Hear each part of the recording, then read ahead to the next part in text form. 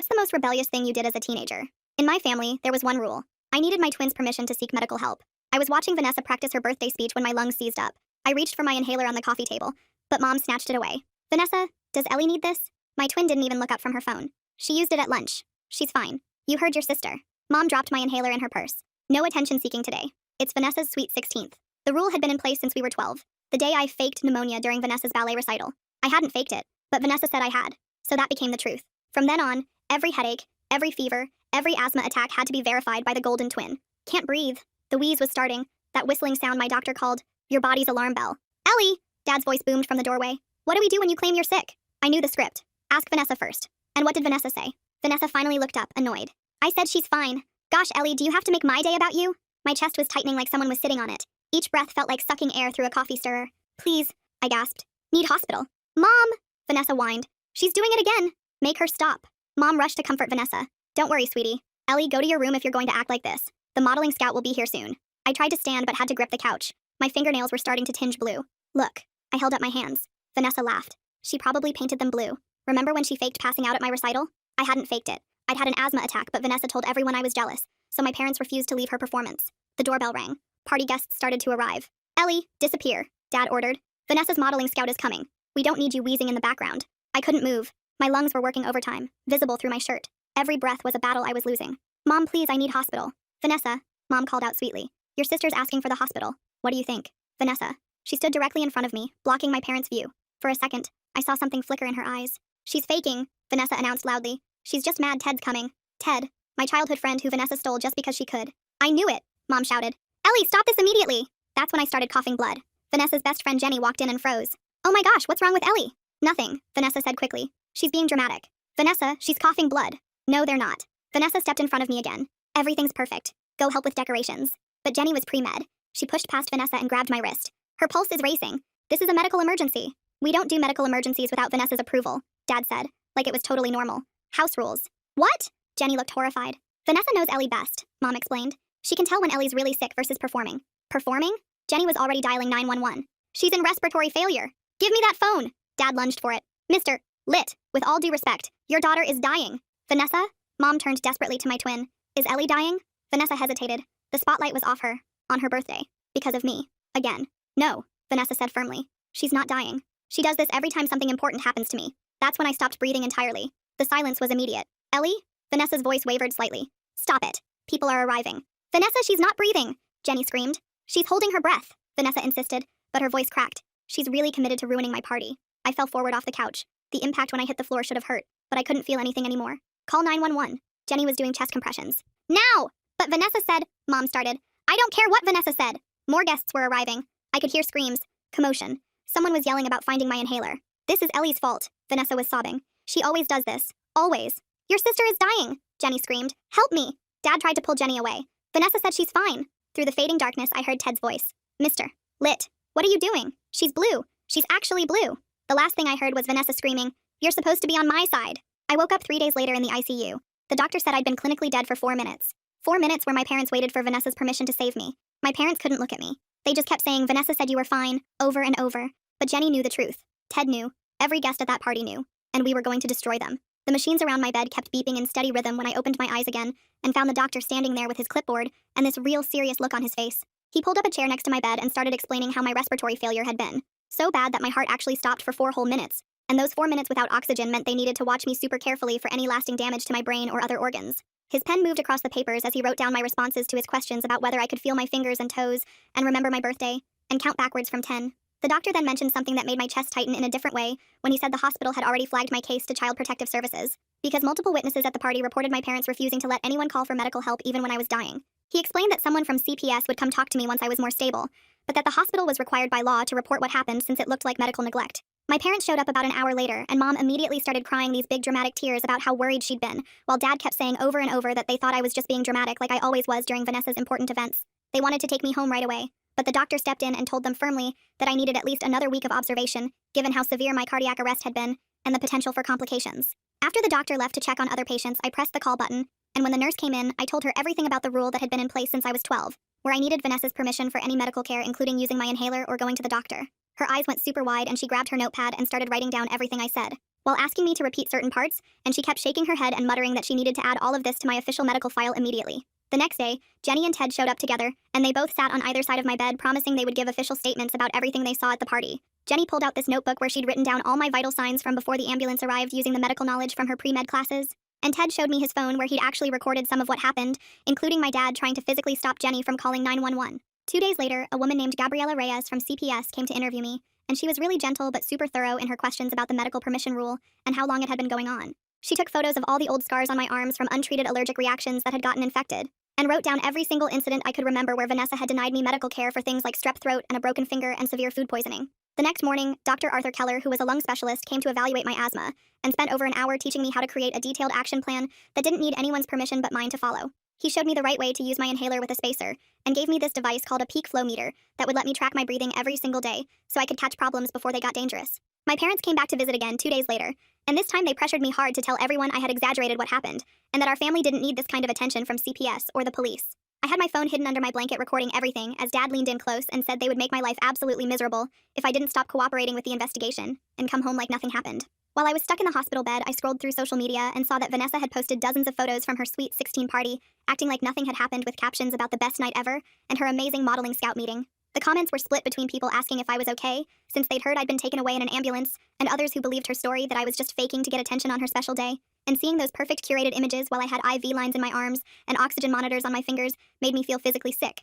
Jenny spent hours at the hospital writing out this super detailed statement about everything she had witnessed, including all the medical observations about my blue lips and fingernails and how my breathing had completely stopped, and how long it took for my parents to finally let someone call 911. She made copies of everything and gave one to CPS and another to the police detective who had been assigned to investigate what happened. And she told me she would testify in court if needed, because what she saw was criminal neglect that almost killed me. The next morning, Gabriela came back to my hospital room carrying a thick folder and pulled a chair close to my bed. She explained that CPS was putting an emergency safety plan in place, which meant I couldn't go home with my parents until they finished investigating everything. She asked if I had any safe relatives or friends who might be able to take me in for a while.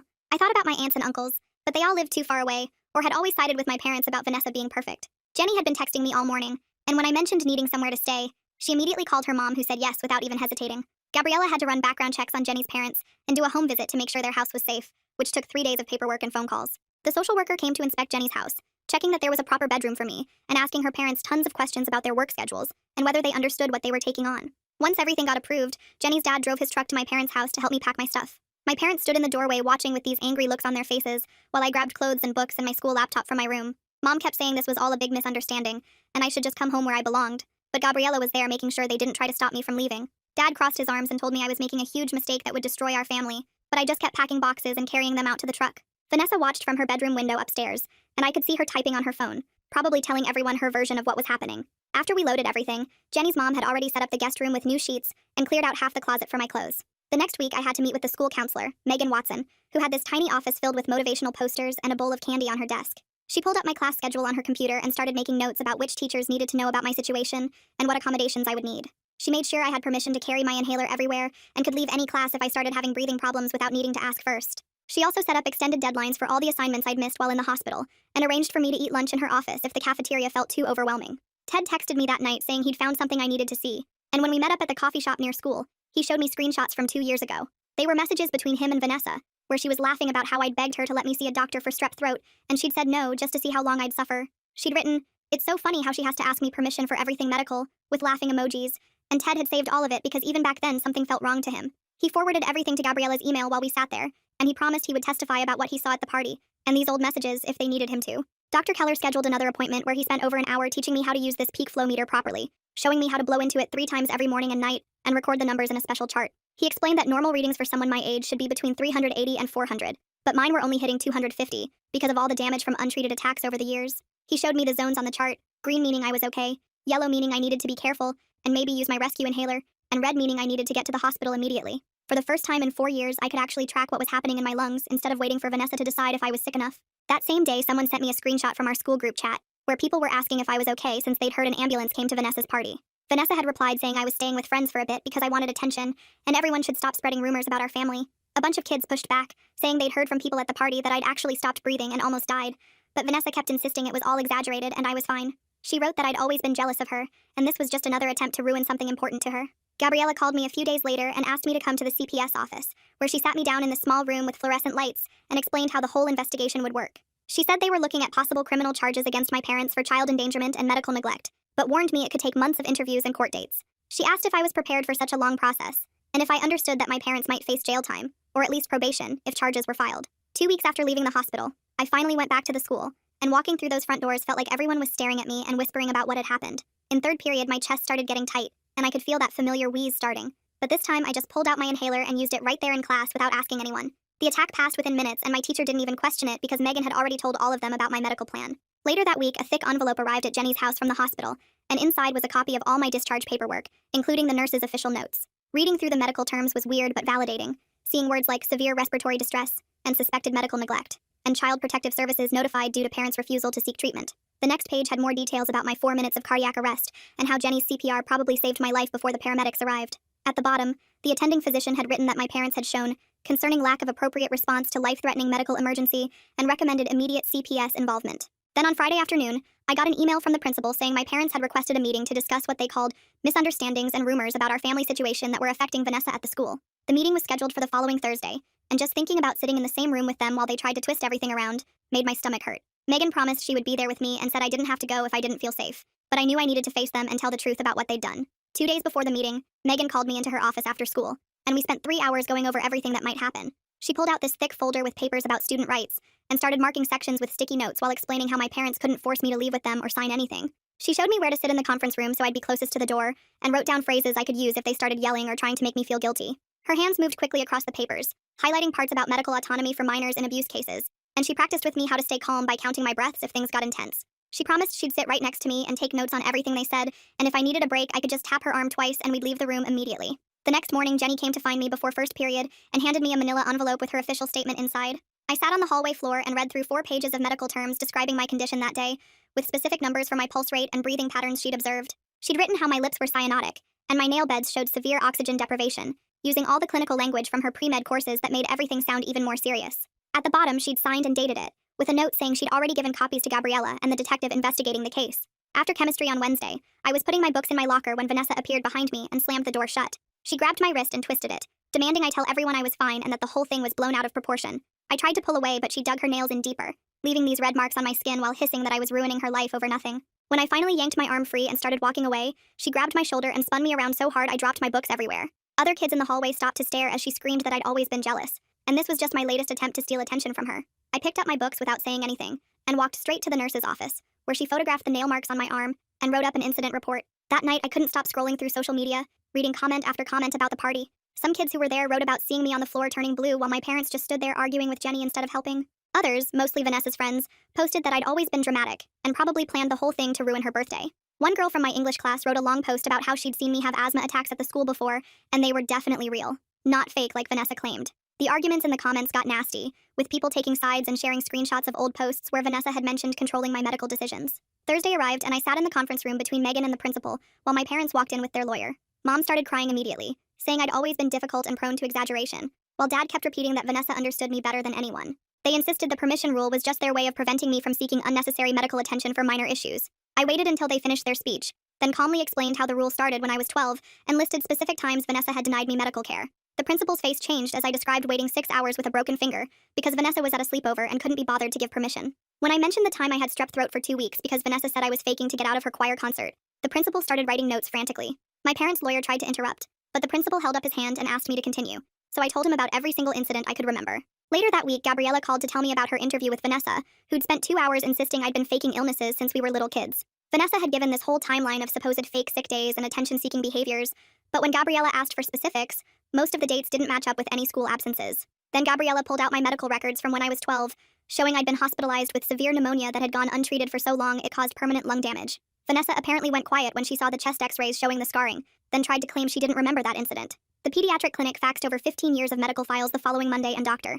Keller spent his entire lunch break going through them with this increasingly worried expression. He found 7 different times I'd come in with serious conditions that had progressed way beyond normal because of delayed treatment. Each time matched up with something important in Vanessa's schedule like dance recitals, competitions, or social events. He showed me the pattern laid out on his desk, with sticky notes marking each incident and the corresponding delay in treatment. By Wednesday, Dr. Keller had written this 5-page medical opinion, documenting how the pattern of denied care could have killed me multiple times over the years. He included copies of lung scans showing scarring from untreated respiratory infections, and blood work showing how many times I'd fought off serious infections without proper antibiotics.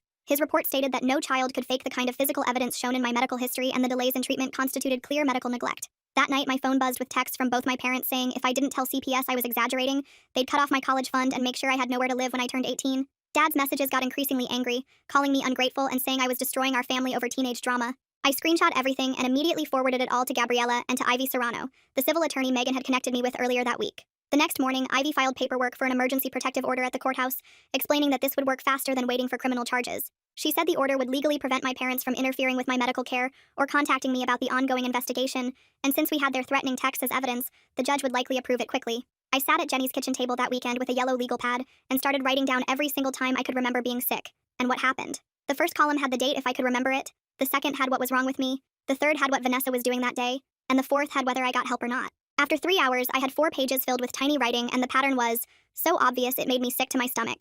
Every school play, every dance competition, every important social event for Vanessa matched up with a time I couldn't get medical help.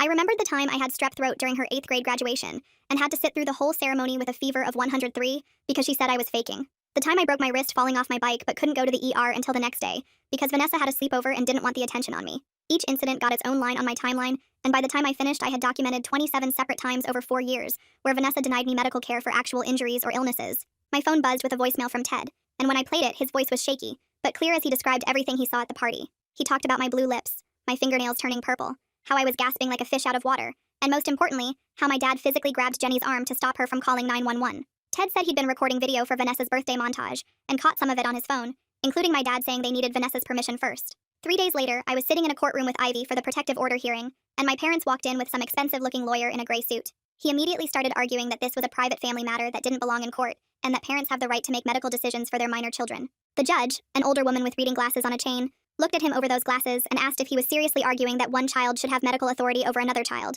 The lawyer tried to explain it as a parenting choice, but the judge cut him off and asked my parents directly if they really made one daughter ask the other for permission to use an inhaler during an asthma attack. My mom started to explain how Vanessa knew me best, but the judge's face got harder with every word. After 40 minutes of arguments, the judge granted the protective order, but it wasn't as broad as Ivy wanted.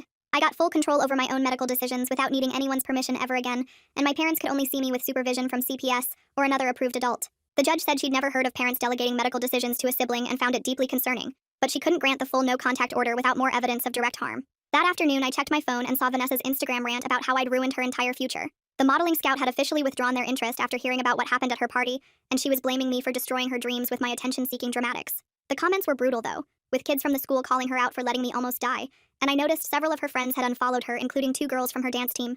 Later that week, Gabriella came by Jenny's house with a thick folder that contained CPS's preliminary report. I sat on the couch and read through 15 pages of interviews with witnesses from the party, medical professionals from the hospital, and school staff who'd noticed concerning patterns over the years. The report used words like severe medical neglect and failure to protect, and noted that neither of my parents showed any understanding of how dangerous their actions were.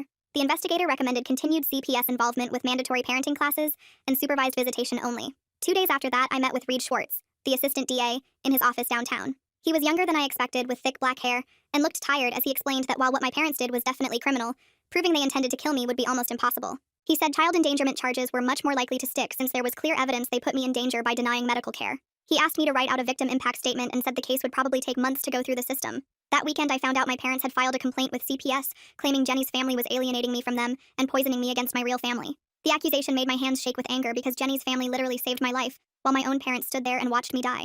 Jenny's mom hugged me when I started crying and said not to worry because they had all the documentation on their side. Sure enough, Ivy called me 5 days later to say the complaint had been dismissed already. The judge who reviewed it noted that CPS had placed me with Jenny's family for safety reasons based on medical evidence, not because of any manipulation or alienation. The judge also added a note that filing false complaints could result in criminal charges for harassment. The next week, I walked into Dr. Keller's office carrying my peak flow meter and the log I'd been keeping for the past month.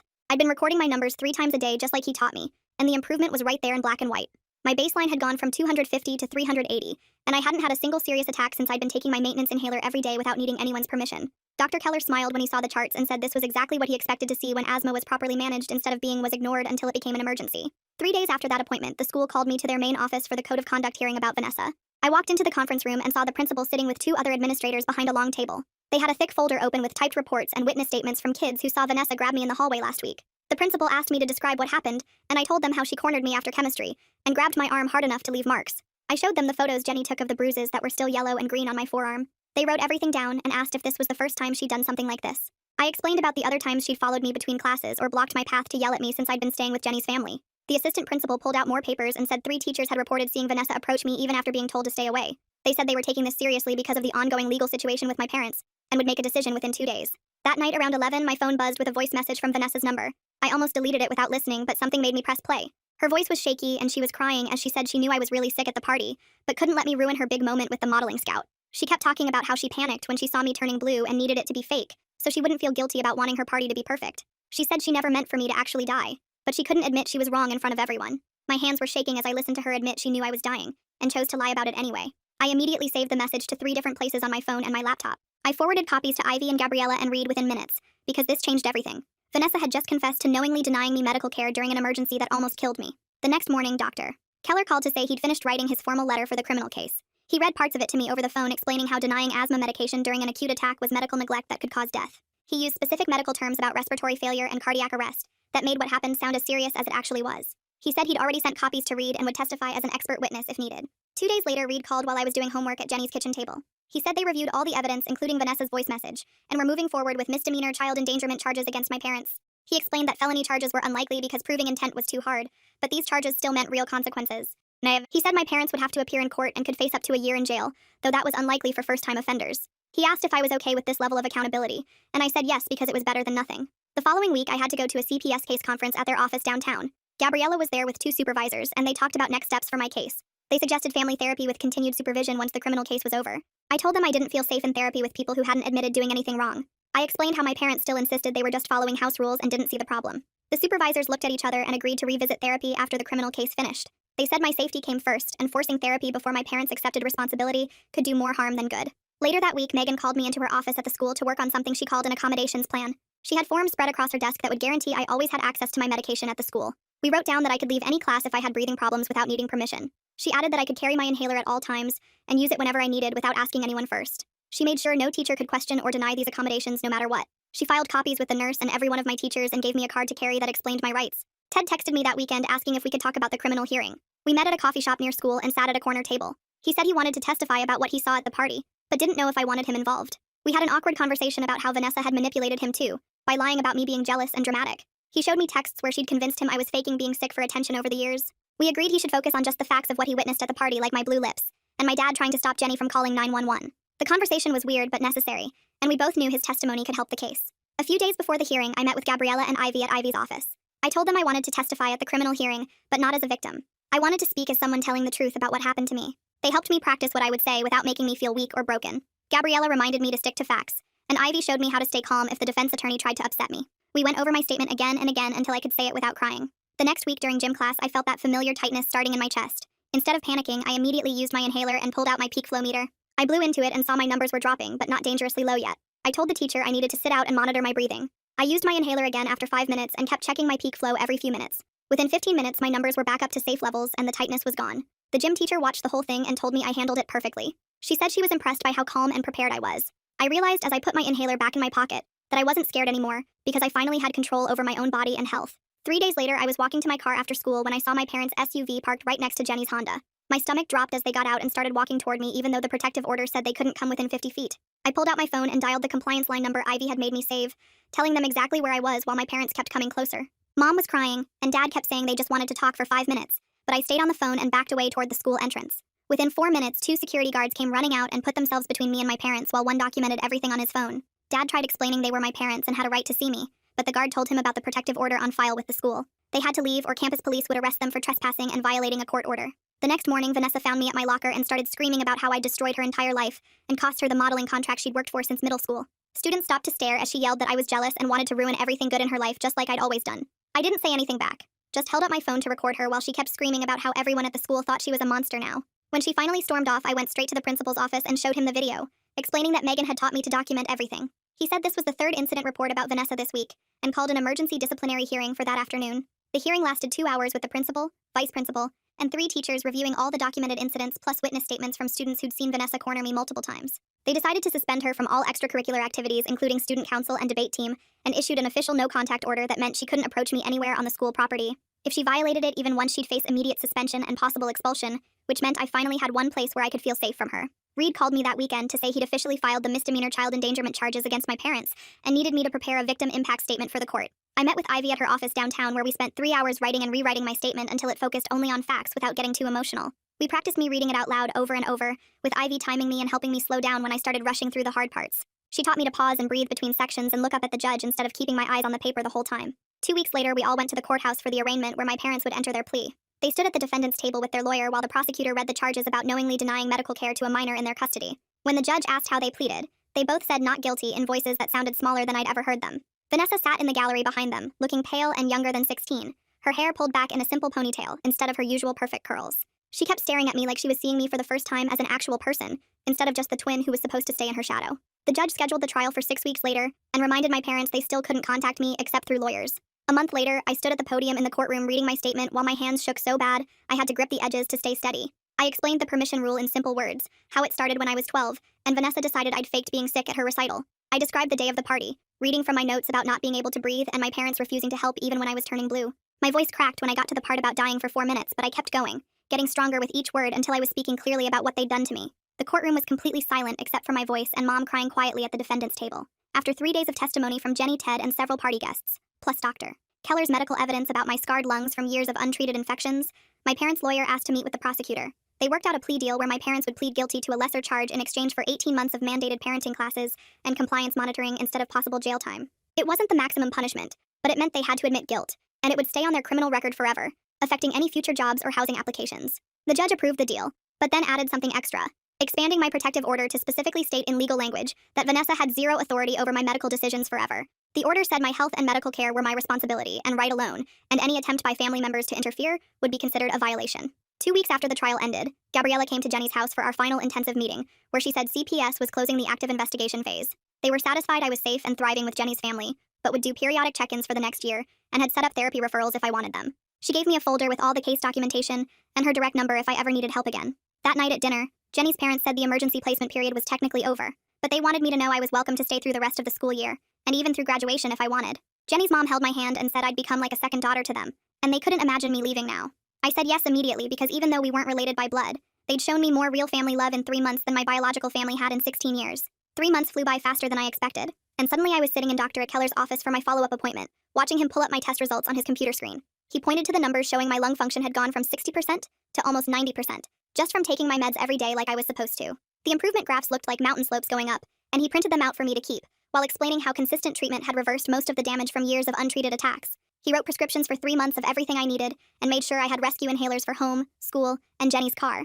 Plus he gave me extra spacers and showed me the proper cleaning schedule to prevent infections. The next day, Megan called me into her office at the school where she had boxes of folders and a label maker spread across her desk, ready to help me organize everything important. We spent 2 hours building what she called my safety file, putting medical records in one section, legal documents in another, emergency contacts in a third, with tabs for everything from insurance cards to therapy referrals. She photocopied my protective order 3 times so I could keep copies in different places, and helped me scan everything onto a flash drive as backup, while talking about college applications and how many survivors use their experiences in personal statements. We looked at scholarship opportunities for medical hardship cases, and she gave me pamphlets for schools with good support systems, for students with chronic health conditions, marking the ones with strong pre-med programs since I'd been thinking about that lately. Ted texted me that weekend asking if I wanted to grab lunch at the diner near school, just the 2 of us without any mention of Vanessa or the trial or anything heavy. We sat in a booth eating burgers and talked about normal stuff like his soccer season and my science project, setting clear boundaries that we wouldn't discuss my sister or what happened at the party. It wasn't the same easy friendship we had as kids building forts in my backyard, but it was honest and real, with him checking that I had my inhaler before we went anywhere, and me actually appreciating that he cared enough to ask. My phone buzzed during chemistry class with a text from Vanessa saying she knew she'd made some mistakes and maybe handled things wrong, though she didn't actually say sorry or admit to nearly killing me. I stared at the message for a long time, my finger hovering over the reply button, but then I deleted it without responding because protecting my peace mattered more than getting the last word, or trying to make her understand what she'd done. That night, I sat at Jenny's kitchen table with a notebook and wrote out a personal statement for my safety file, clearly stating in my own words that all medical decisions were mine alone to make. I listed every legal document that supported this, from the protective order to the CPS findings to the criminal case outcome, feeling the power of putting my medical autonomy in writing where no one could ever question it again. The statement took 3 pages and I made 5 copies, keeping 1 in my backpack, 1 in my locker, 1 in the safety file, 1 at the doctor's office, and 1 with Megan, making sure I'd never be without proof of my rights. Looking at my life 3 months after dying for 4 minutes, I had legal protection keeping my family away, stable housing with people who actually cared about me, proper medical care from doctors who listened and friends who prioritized my safety over anyone's feelings. The trauma wasn't erased and probably never would be completely, but I wasn't trapped anymore in a house where my twin decided if I lived or died based on her mood. Jenny's mom knocked on my door Saturday morning saying we were going shopping for medical supplies that were just mine, not shared or borrowed or hidden away where I couldn't reach them. We drove to 3 different stores finding the perfect peak flow meter in purple, my favorite color, plus a whole kit with extra inhalers, spacers, nebulizer masks, and a locked box to keep everything in, so I'd never have to ask permission to breathe again. She helped me set up a medical station in my room with everything labeled and organized, even buying a mini fridge for my liquid medications, saying over and over that these things were mine, and I should never have to beg for them. We got a medical alert bracelet engraved with my conditions and emergency contacts, plus a card for my wallet with my action plan that didn't mention needing anyone's approval, just my own judgment about my body. The freedom of having my own medical supplies felt bigger than anything else. Like I could finally trust that I'd always have what I needed to stay alive without depending on someone else's permission. My asthma was controlled for the first time since elementary school. I was safe with Jenny's family, who treated me like a real daughter, and I'd even started working on college applications with essays about overcoming medical neglect and finding my voice. Turns out when you can breathe freely without someone's hand around your throat, both literally with oxygen and figuratively with control, everything else becomes possible, including dreams I'd never let myself imagine before. This whole journey we've shared really hit me on a deeper level, and I'm honestly grateful you let me be here for it with you all. If you made it to the end, drop a comment. I love reading all your comments.